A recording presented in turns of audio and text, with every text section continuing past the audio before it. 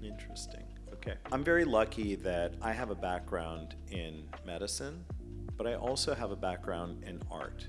And one of the things that is the most incredible for me is when I get to see those two worlds mix. This is maybe one of the most beautiful combinations of that I've seen. What this is a nipple prosthesis. So this is something that a very talented artist created for a woman who likely has lost her nipple and areola after a mastectomy and has had some sort of reconstruction. So there are a lot of different ways of reconstructing nipples after mastectomy, and this is one that I think is a really beautiful, elegant solution. Definite downsides, because look, it has to come off, it has to come on, it is not permanent. But it is something that for the right person may be the absolutely perfect solution. I think something else to talk about is what are some other ways of reconstructing the nipple, and there are a couple of different classes. This prosthesis is one of them.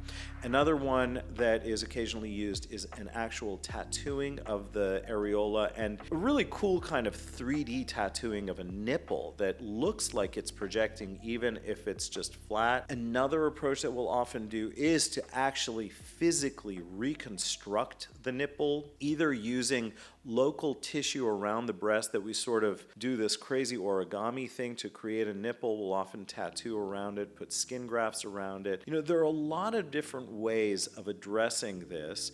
And the key thing here is we always like to try to find the right solution for the right patient. Listen, some people absolutely do not want any nipple or even breast reconstruction after mastectomy. This is something that is a conversation of choice and preference.